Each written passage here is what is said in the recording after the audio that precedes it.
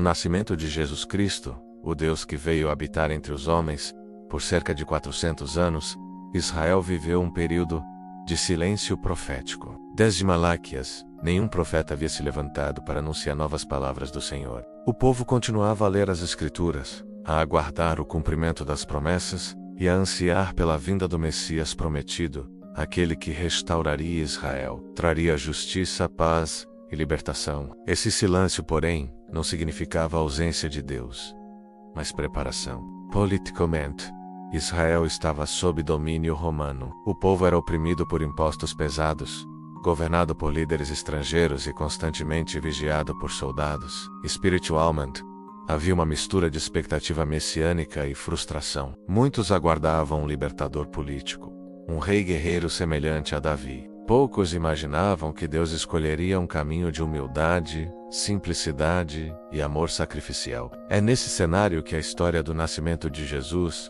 começa não com reis e exércitos, mas com promessas silenciosas, pessoas comuns e a intervenção sobrenatural de Deus. Antes do nascimento de Jesus, Deus prepara o caminho por meio do nascimento de João Batista. Zacarias era um sacerdote da linhagem de Abias, casado com Isabel, descendente de Arão. Ambos eram justos diante de Deus, mas não tinham filhos, pois Isabel era estéril, e ambos já estavam em idade avançada. Certo dia, Zacarias foi escolhido por sorteio para entrar no templo e oferecer incenso, um privilégio raro que poderia acontecer apenas uma vez na vida. Enquanto ele exercia seu ofício, o anjo Gabriel apareceu à direita do altar do incenso, Omado de Temer.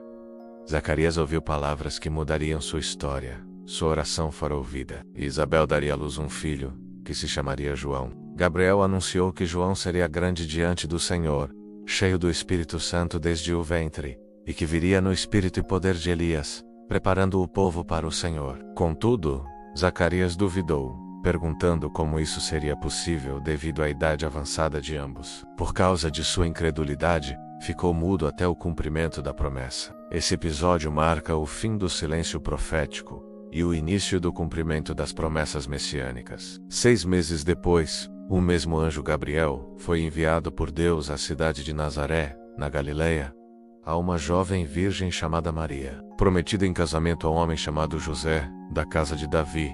Nazaré era uma cidade pequena, desprezada e sem importância aos olhos do mundo. Nada indicava que algo grandioso pudesse surgir dali. O anjo saudou Maria dizendo: "Alegra-te, muito favorecida, o Senhor é contigo."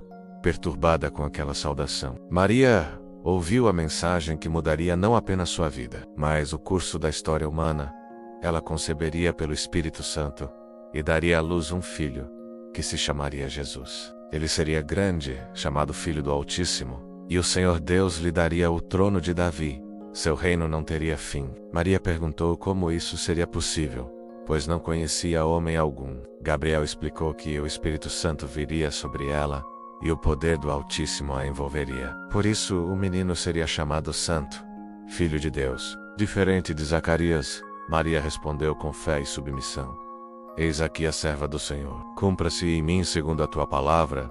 Nesse momento, a encarnação teve início. Deus se fez carne no ventre de uma jovem humilde. Maria apressou-se a ir a visitar Isabel, sua parenta. Ao ouvir a saudação de Maria, a criança no ventre de Isabel saltou de alegria, e Isabel ficou cheia do Espírito Santo. Ela declarou Maria bem-aventurada entre as mulheres, e reconheceu que a mãe do seu Senhor estava diante dela. Maria então entoou o Magnificat, um cântico de louvor que revela profunda compreensão espiritual. Ela exaltou a grandeza do Senhor, celebrou sua misericórdia, justiça e fidelidade às promessas feitas a Abraão e à sua descendência. Esse cântico mostra que Maria não era apenas uma jovem escolhida, mas uma mulher de fé, conhecedora das Escrituras. Maria permaneceu cerca de 3 meses com Isabel, fortalecendo-se espiritualmente antes de retornar a Nazaré. José, ao perceber que Maria estava grávida, ficou profundamente angustiado. Sendo justo, não quis difamá-la publicamente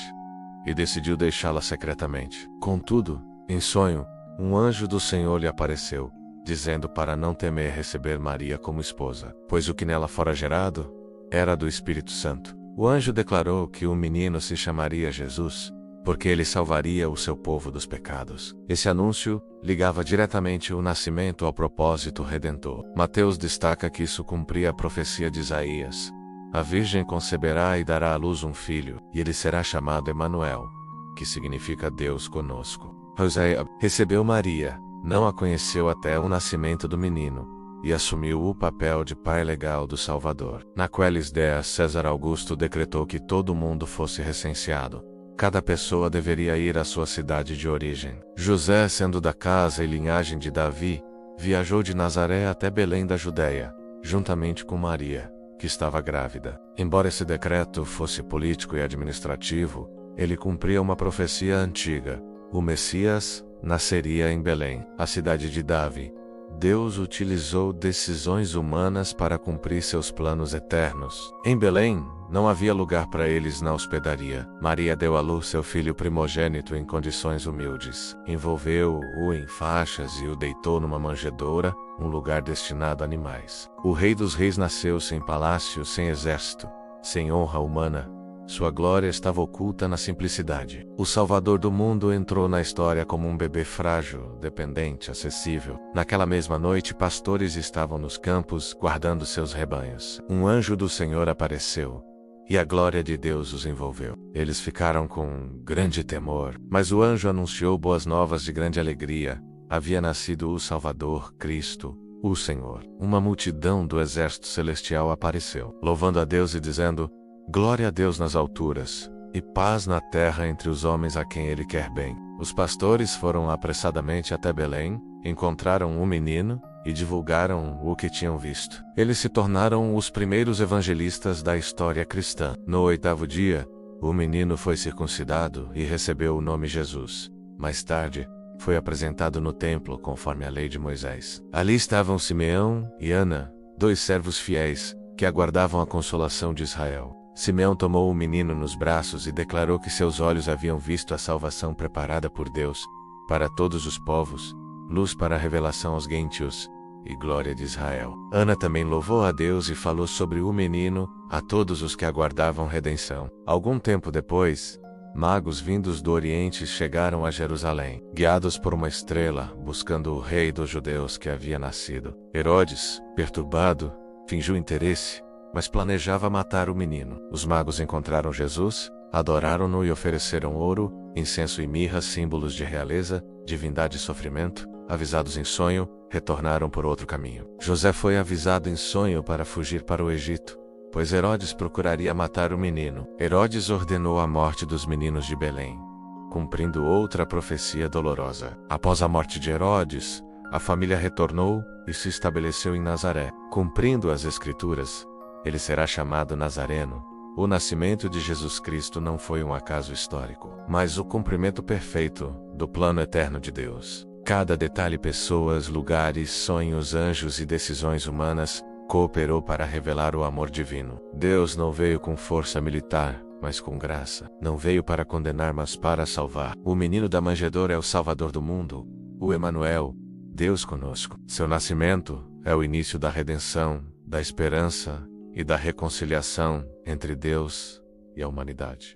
Ei, antes de ir embora, se você curtiu esse vídeo, não guarde só para você. Curta o vídeo, isso ajuda muito o canal a alcançar mais pessoas. Inscreva-se para continuar recebendo conteúdos que despertam a mente, fortalecem a fé e inspiram a vida. Compartilhe este vídeo com alguém. Hoje você pode ser um instrumento de transformação na vida de outra pessoa. Ativa o sininho para receber tudo em primeira mão. Cada curtida, cada comentário e cada compartilhamento ajudam esse vídeo a ir mais longe. Obrigado por fazer parte dessa jornada.